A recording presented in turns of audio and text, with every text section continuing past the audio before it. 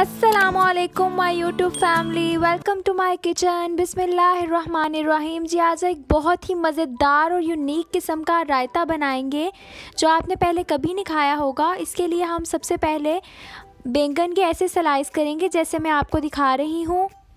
بینگن کے سلائس کرنے کے بعد بینگن کو 1 منٹ کے لیے ہاف کپ آئل میں فرائی کرنا ہے۔ 1 منٹ کے لیے فرائی کرنا ہے، زیادہ براؤن انہیں نہیں کرنا۔ بینگن آلموسٹ فرائی ہو رہے ہیں، 1 منٹ کے لیے ہم انہیں فرائی کرنے کے بعد نکال دیں گے۔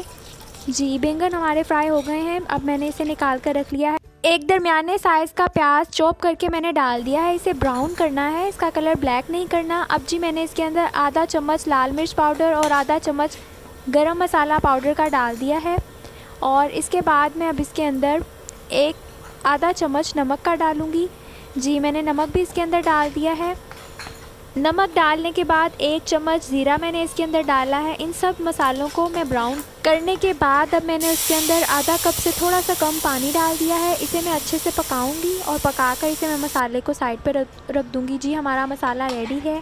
اب مسالے کو ہم لوگوں نے دہی میں ڈال کر پھینٹنا ہے۔ یہ جی میں نے آلموسٹ آدھے پاؤ کے قریب دہی لیا ہے، اور میں اس کے اندر ہمارے مسالے کو ڈال کر اچھے سے پھینٹوں گی۔ گھر کا بنا ہوا تازہ دہی ہے، اور اگر گھر کا بنا ہوا دہی لیں گے تو بہت مزے کا بنے گا۔ باہر کا ہوگا تب بھی ٹھیک ہی بن جائیں گے، لیکن گھر کے دہی کی ٹیسٹ زیادہ اچھی آتی ہے۔ جی اب میں آپ کو بتاتی ہوں، ہم نے اس رائتے کی سب سے پہلے لیئرنگ کرنی ہے۔ لیئرنگ کے لیے میں نے اس کا مسالہ لیا ہے، مسالے کو نیچے میں لگاؤں گی۔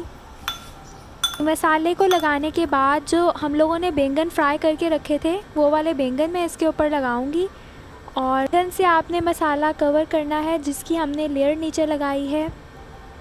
جی مسالہ کور کرنے کے بعد جو ہم لوگوں نے دہی کے اندر مسالہ ایڈ کیا ہوا تھا، ہم وہ والے دہی کی لیئرنگ اس کے اوپر کریں گے۔ جی دہی کو اس کے اوپر اچھے سے لگانے کے بعد میں دوبارہ اس کے اوپر بینگن رکھ چکی ہوں، اور اس کے اوپر لاسٹ پر میں پھر دہی لگا رہی ہوں۔ آپ یہ رائتہ ضرور بنائیے گا، آئرن اور کیلشیم کا مکسچر ہے یہ رائتہ، یہ ضرور ٹرائی کیجیے گا۔